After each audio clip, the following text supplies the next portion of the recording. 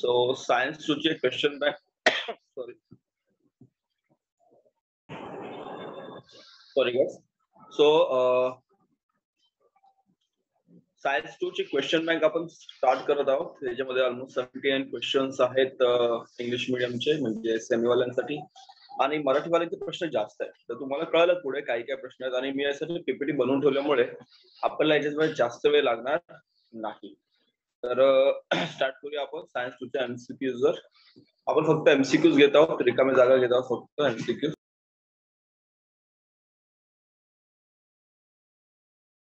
So start करूया.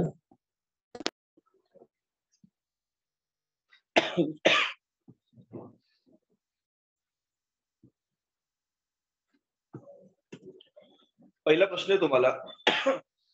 Sorry. The transfer of information from molecules of DNA is called dash dash. Is called dash dash. त्याचं उत्तर काय तुमचं? Yes, त्याचं उत्तर आहे तुमचं इथे ट्रान्सक्रिप्शन. त्याला काय म्हणतात? ट्रान्सक्रिप्शन. गेटिंग. तर डीएनए धाग्यावरील माहिती आरएनए धाग्यावर पाठवण्याच्या प्रक्रियेला काय म्हणतात? प्रतिलेखन. काय म्हटलं त्याला? प्रतिलेखन. हा जरा तुमचा पहिला प्रश्न उत्तराला अंडरलाईन केलेलं आहे. सॉरी, क्वेश्चन नंबर 2 बघा इथे.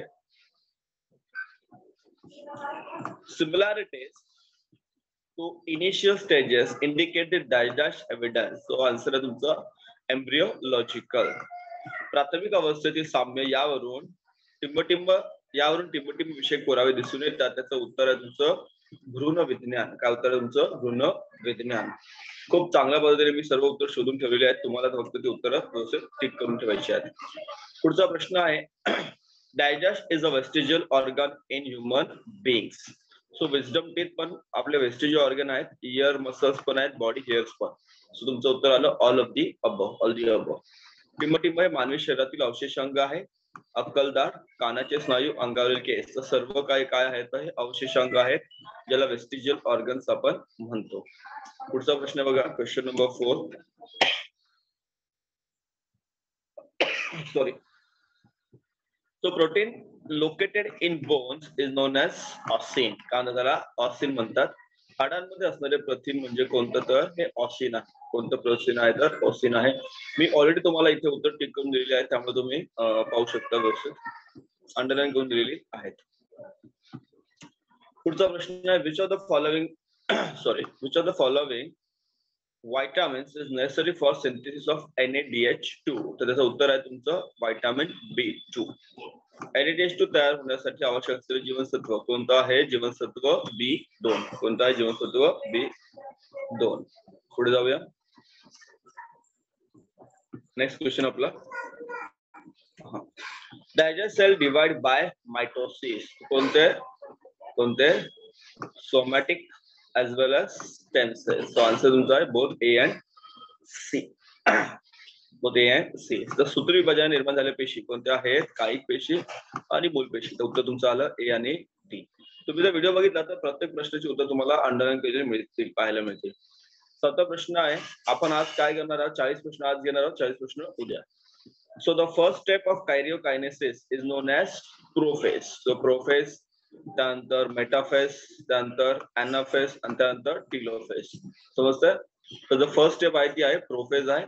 प्रकल विभाजनाची पहिली अवस्था म्हणजे पूर्वावस्था. आधी पूर्वावस्था, त्यानंतर मध्यावस्था, त्यानंतर पश्चावस्था आणि शेवटी अंत्यावस्था. पुढचा प्रश्न बघा. आवाज येत नसेल तर प्लीज सांगायचंय मला तसं चॅटमध्ये. क्वेश्चन नंबर 8 बघा. Digest is not a part of mitosis. So diplotene हा मायटोसिसचा पार्ट नाहीये. एनाफेज आहे, प्रोफेज आहे, सायटोकायनेसिस आहे. खालपैकी टिंबटिंब सूत्रविभाजनाचा भाग नाही. उत्तर तुमचं डिप्लॉटिन.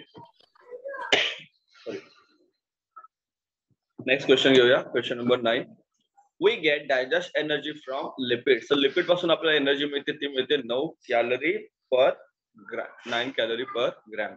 तर स्निग्ध पदार्थापासून आपल्याला टिंबटिंब ऊर्जा मिळते 9 कॅलरी प्रति ग्रॅम. ऑप्शन नंबर बी. 10वा प्रश्न आपला. In humans, there are dash pairs of chromosome 22, 44, 46. तर आन्सर किती आहे 23. तुम्हाला पेअर विचारल्यात. तो पेअर जर विचारलं तर आन्सर आहे 23. जर तुम्हाला विचारलं की how many chromosomes are there, जर पेअर हा शब्द काढून टाकला then you must say that 46 हे आन्सर आहे तुमचं, लक्षात ठेवा. सो पेअर किती आहेत, जोड्या किती आहेत 23. अँड जर विचारलं क्रोमोझोम किती आहेत, सो दे आर 46. पेअर म्हणजे जोडी. सो 23 चे 23 2 ने मल्टिप्लाय केलं, सो युअर आन्सर इज 46. लक्षात ठेवायचं. तर मानवी शरीरात गुणसूत्राच्या टिंबटिंब जोड्या विचारलं म्हणजे 23 जोड्या आहेत.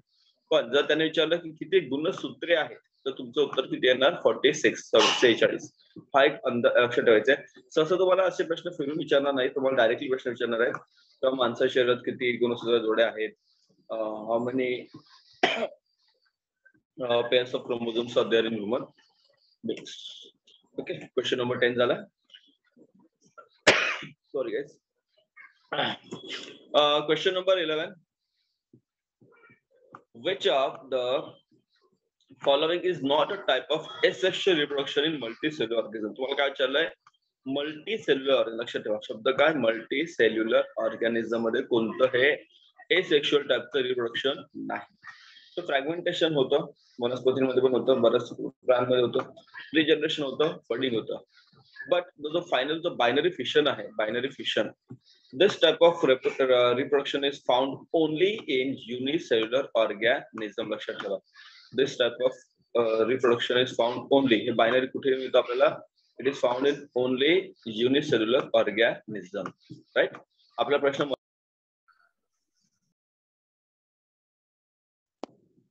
बहुपेशीय सजीवांमध्ये कोणता अलैंगिक प्रजननाचा प्रकार नाही. नीट प्रश्न विचारला, बहुपेशीय सजीवांमध्ये तर खंडीभवन होतं, पुनर्जनन होतं, कलिकायन होतं. मुकुलायन हे बहुपेशीय सजीवांमध्ये होत नाही. ते कोणामध्ये होतं, तर ते एकपेशीय सजीवांमध्ये होत असतं. कोणत्या सजीवांमध्ये होत असतं, एकपेशीय सजीवांमध्ये. ठीक आहे, तो लक्षात ठेवायचा आपल्याला, एकपेशीय सजीवांमध्ये. थोडी फास्ट चालली गाडी, कारण एकच सेशन आपण घेतोय. आणि दुसरी गोष्ट म्हणजे आज रेडी सर्व आपल्याकडे आन्सर्स आहेत, त्यामुळे आपल्याला जास्त वेळ लागणार नाही. नेक्स्ट क्वेश्चन आहे, find the odd man out. Stigma, style and ovary हे जे आहेत ना, ACD, stigma, style and ovary, they are the parts of gynoecium. लक्षात घ्या, they are the parts of gynoecium. What is gynoecium? Gynoecium is female reproductive part of a flower. Okay, in a bisexual flower, gynoecium and androecium both are present on the same flower. Example तुम्हाला माहित असेल, example आहे hibiscus, right. आपल्याला त्याला हे म्हणतो जास्वंद. So if you say stigma, style and ovary हे एकाच त्याच्या पार्ट आहेत. And anther is not the part of female reproductive system, it is part of the male reproductive system. And त्याला आपण अँड्रोशियम मध्ये म्हणतो. सो तुमचं ऑड मॅन आउट विचारलं, odd man out is anther. वेगळा घटक कोणता आहे, तर कुक्षी वृंत आणि अंडाशय हे काय आहेत, तर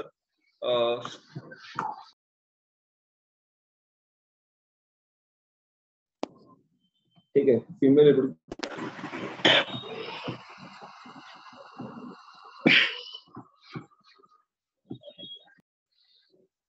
तर तुमचा वेगळा जो शब्द आहे तो आहे परागकोश. आता आलेली मुलं लक्ष द्या, आपण सायन्स 2 ची क्वेश्चन बँक सुरू केली आहे, त्यातले MCQs आहे 79 जवळपास, आणि मराठीमध्ये जास्त आहे. तर सर्व प्रश्न मी इथे घेतलेले आहेत. आज आपण अर्धी MCQs पूर्ण करणार आहोत आणि उद्या अर्धी. So let's take question number 13. At the time of birth, there are dash oocytes in the ovary of female fetus. किती आहेत, 1 to 2 मिलियन आहे, 2 to 3 मिलियन आहे, 2 to 4 मिलियन का, नन ऑफ दीज. तर तुम्ही आन्सर चेक केलं, तुमचा answer मिळेल 2 to 4 मिलियन oocytes असतात at the time of birth in the ovary of female foetus. तर स्त्री भ्रूणाच्या जन्माच्या वेळी तिच्या अंडाशयामध्ये किती अंडपेशी असतात, तर उत्तर आहे तुमचं 2 ते 4 दशलक्ष. ठीक आहे, धड्यातले सर्व उत्तर धड्याच्या आतमध्ये मिळेल तुम्हाला. एकही प्रश्न असा धड्याच्या बाहेर, पुस्तकाच्या बाहेर एकही क्वेश्चन नाही. Question number 14. Dash modern remedial technique is used if there is a problem in implantation of embryo in the uterus. Okay, so तुमचा आन्सर आहे सरोगसी. आन्सर आहे सरोगसी. स्पर्म बँक किंवा इन वायट्रो फर्टिलायझेशन नाहीये, right. Sir गर्भाशय रोपणक्षम नसल्यास टिंबटिंब हे प्रजननाचे आधुनिक तंत्रज्ञान वापरतात. तर उत्तर आहे भाडोत्री मातृत्व म्हणतात त्याला. काय म्हणतात? भाडोत्री मातृत्व. तर हे तुम्हाला मी या सगळ्या गोष्टी ऑलमोस्ट सांगितल्या असतील, नसतील तरी पुन्हा एकदा सांगून दे व्यवस्थित सर्व. चला पुढे जाऊया. सरोगसी काय असतं, भाडोत्री मातृत्व पुस्तकात लिहिलंय, व्यवस्थित वाचून घ्या. नेक्स्ट क्वेश्चन आपला implantation of embryo occurs in. कुठे तर आन्सर आहे युट्रस मध्ये होतं implantation of embryo. Ovary, oviduct, वजानामध्ये होत नाही. ओव्हरी स्पेलिंग या ठिकाणी चुकवलेली आहे तुमच्या क्वेश्चन बँक मध्ये. तर भ्रूणाचे रोपण टिंबटिंब अवयवामध्ये येतं, ते होतं कुठे तर गर्भाशयामध्ये होत असतं. कुठे होतं? गर्भाशयामध्ये. पुढचा प्रश्न. In humans sperm production occurs in the organ of testes. Okay, so here this sperm production occurs. मानवी शुक्रपेशींची निर्मिती कुठे होते? वृषण या अवयवामध्ये होत असते. It is a male reproductive system in humans. So pregnant mother supplies nourishment to her fetus through placenta. Okay, गर्भवती माता आपल्या मुलाला टिंबटिंब या अवयवातून अन्न पुरवठा करतात. तर उत्तर काय आहे? अपरा. काय उत्तर आहे तुमचं? अपरा. सर्व उत्तर मी अंडरलाईन करून दिलेली आहेत, लक्षात घ्या. नेक्स्ट क्वेश्चन आहे क्वेश्चन नंबर 18. 18 प्रश्न काय बघा आपला. Digest twins are form from a single embryo. Example आहे सिंगल विचार म्हणून मोनोझायगोटिक. लक्षात घ्या, सिंगल विचारलंय ना, सिंगल आहे म्हणजे मोनोझायगोटिक. डाय म्हणजे दोन, डाय म्हणजे किती? दोन. आणि मल्टिपल म्हणजे मोर दॅन टू. तर टिंबटिंब अपत्ये एकाच युग्मजनापासून मिळतात. एक म्हणजे तर एक युग्मजी, द्वि म्हणजे दोन, आणि बहु विचारलं तर दोन पेक्षा जास्त. सर्व उत्तर धड्यामध्ये आज बाळांनो. धड प्लीज वाचत जरा धडे. Question number 19. पुढचा प्रश्न बघा. Pollen grains are form by digest division of locules of anther. तो कोणते डिव्हिजन होते? Meiosis. It is called as meiosis. तर परागकोशातील कोष्टकांमध्ये अर्धसूत्री विभाजनाने परागकण तयार होत असतात. कोणते? अर्धसूत्री, त्याला म्हणतात मियोसिस.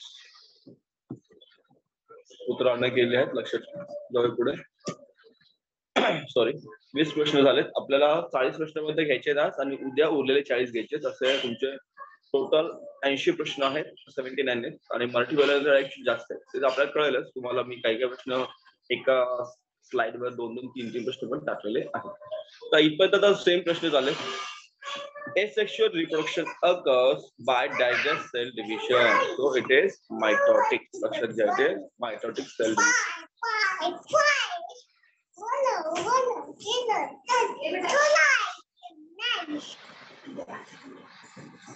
अलैंगिक प्रजननात पेशीचे विभाजन कोणत्या पद्धतीने होत असते? सूत्री विभाजन. कोणतं होते? सूत्री विभाजन. आता तुम्हाला काय वाटलं की सर एखाद्या प्रश्नाचं उत्तर चुकतंय, तर प्लीज मला तुम्ही व्हॉट्सअप करायचं किंवा सांगायचं, म्हणजे आपल्याला कळेल की सर आमचं प्रश्न आपलं एखादं प्रश्न उत्तर चुकतंय की काय. 21st क्वेश्चन आहे त्यांचा. This method of asexual reproduction is seen in paramecium. Paramecium मध्ये कोणती मेथड आहे asexual reproduction ची? सो सिंपल बायनरी फिशन होत नाही, लॉन्जिट्युडनल बायनरी. बघा, बायनरी फिशन आहे, बायनरी फिशन तर होत आहे, but which type of binary fission? Longitudinal नाहीये, रिजनरेशन नाहीये, सिंपल नाहीये. So it is transverse binary fission. Option number A. कोणता आहे? Transverse binary fission. पॅरामिशियमचे विभाजन कसं होतं? आडवे द्विविभाजन होतं. कसं होतं? आडवे द्विविभाजन. उभे नाही, साधे नाही, पुनर्जनन सुद्धा नाही. ओके, जाऊ पुढे. सॉरी.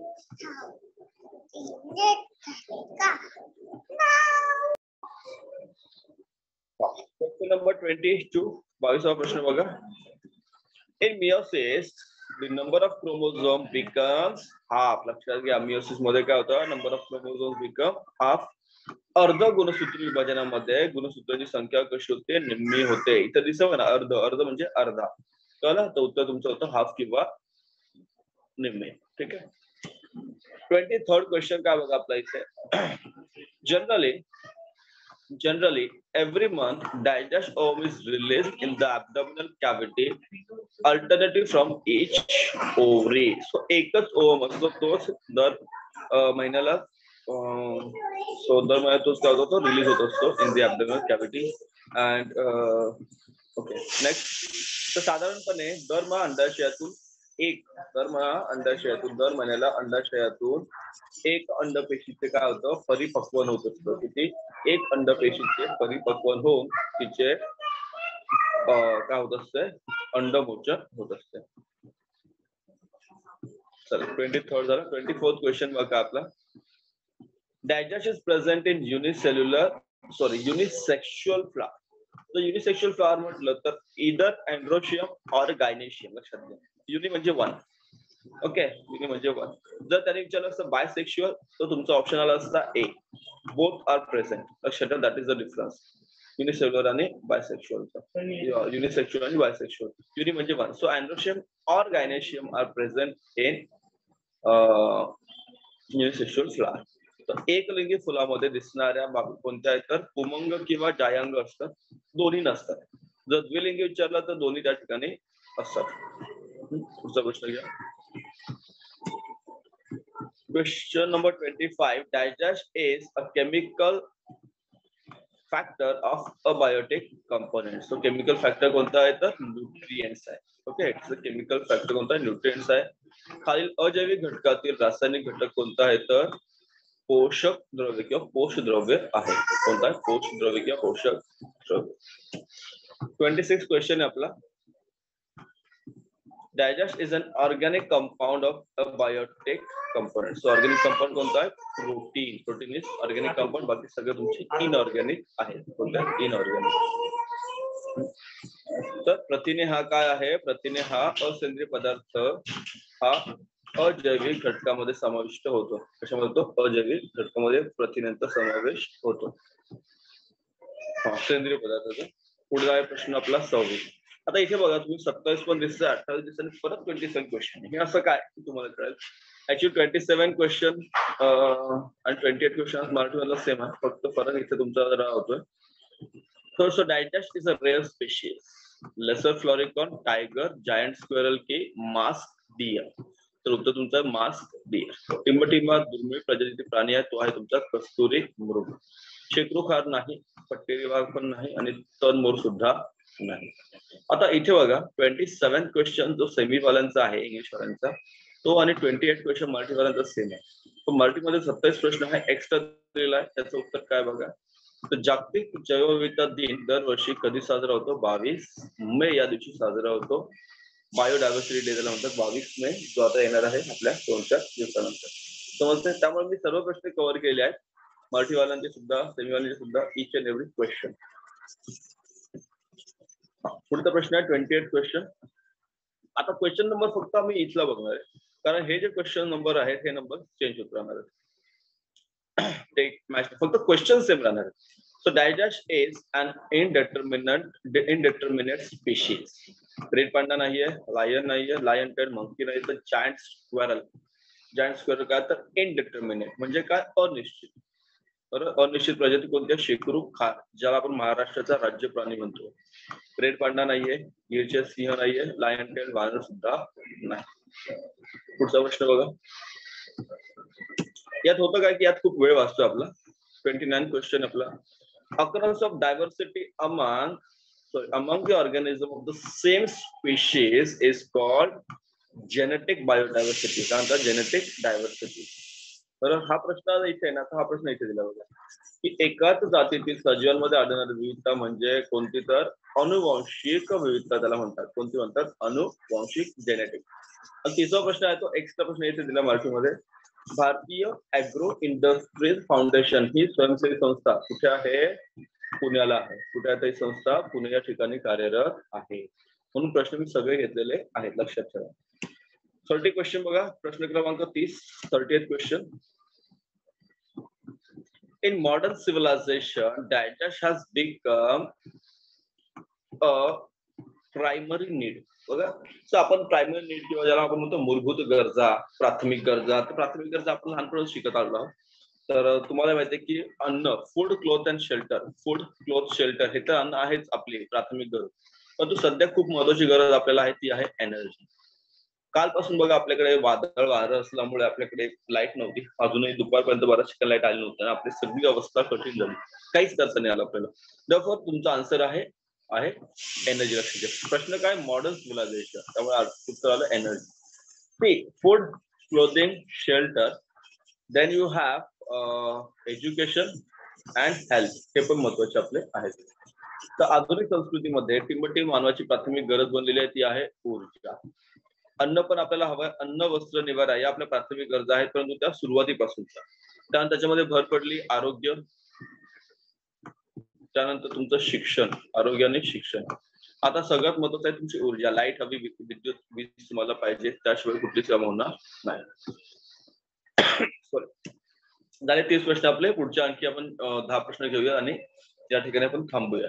सगळे एकदम घेतले तर तुमच्या करून जाईल सर्व. तर नेक्स्ट क्वेश्चन तुमचा आहे की most electric power plants are based on the principle. कोणतं प्रिन्सिपल? इलेक्ट्रो इंडक्शन नाही, मॅग्नेटिक इंडक्शन नाही, ते दोघांचं मिळून जे बनतं दॅट इज इलेक्ट्रोमॅग्नेटिक इंडक्शन. म्हटलं EMI, इलेक्ट्रोमॅग्नेटिक इंडक्शन, इलेक्ट्रोमॅग्नेट नाही. प्रश्न खूप सोपे असतात, तुम्हाला या MCQचा जर अभ्यास करायचा ते बाकी सोडून द्या.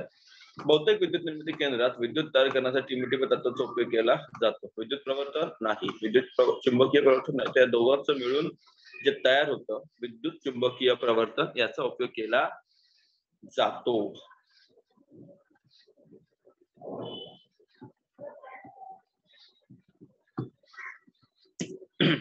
प्रश्न क्रमांक 32, 32वा प्रश्न आहे.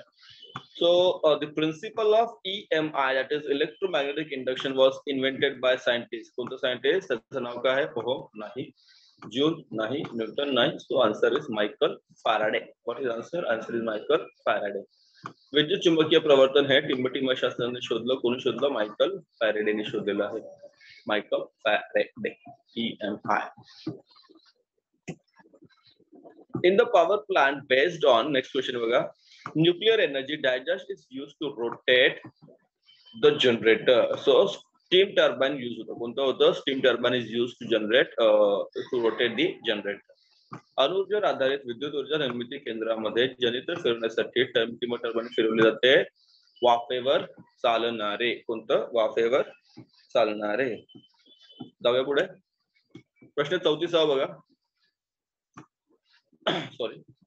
So when a neutron is bombarded on an atom of uranium, dash neutrons are neutrons generated in this process. So किती न्यूट्रॉन जनरेट होतात? 3 न्यूट्रॉन्स. गेट आहे?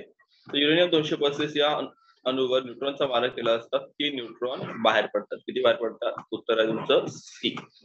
किती बाहेर पडतात? 3 न्यूट्रॉन या ठिकाणी बाहेर पडतात.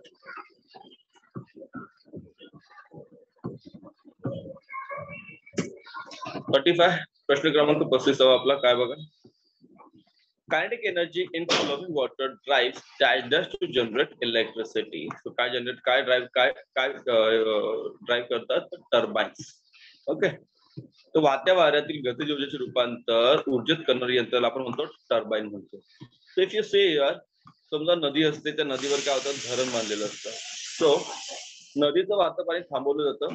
Kinetic energy of the river is stored as potential energy. विद्युत ऊर्जेचं रूपांतर कशामध्ये होतं? स्थितीज ऊर्जेमध्ये. सॉरी, गतिज ऊर्जेचं रूपांतर स्थितीज ऊर्जेमध्ये. And then it is again converted into kinetic energy. Get it? Sorry. Question number 35 झालेला आपला. पुढचे प्रश्न घेऊया. 36 क्वेश्चन आला का? हा.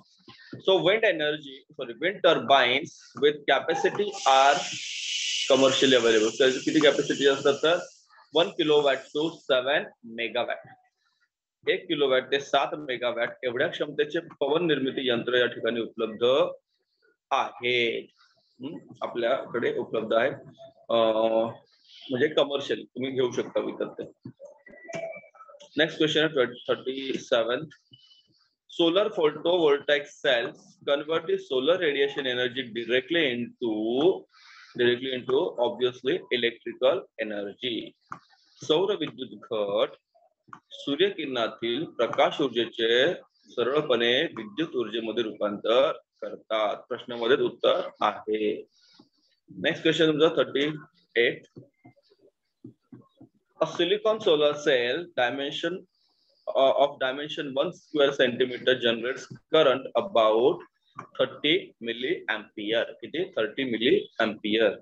सिलिकॉनच्या 1 चौरस मीटर क्षेत्रफळाच्या एका सौर घट्टापासून जवळपास किती विद्युतधारा मिळते? तर 30 मिली एम्पियर. एम म्हणजे मिली, ए म्हणजे एम्पियर, ए म्हणजे एम्पियर. लक्षात घ्या. नेक्स्ट क्वेश्चन आहे आपला. सेम क्वेश्चन आहे, फक्त इथे प्रश्न फिरवलेला त्यांनी. काय विचारलं बघा तुम्हाला.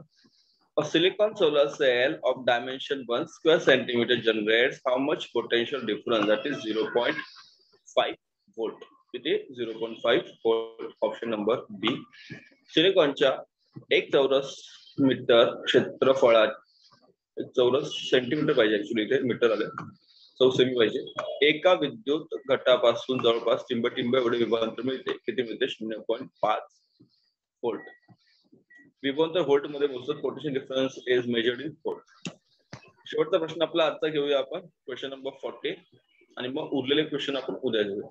सो किती प्रश्न? In nuclear power plants neutrons are bombarded on atoms of uranium 236. uranium 236. अणुविखरण प्रक्रियेमध्ये टिंब या अणुवर न्यूट्रॉनचा मारा केला जातो. तो कोणता अणु आहे? तो uranium 236. Uranium 236. Okay. So we will stop here guys for today and then उद्या आपण हे पूर्ण करूया. तुमचे उद्या MCQ पूर्ण होऊन जातील.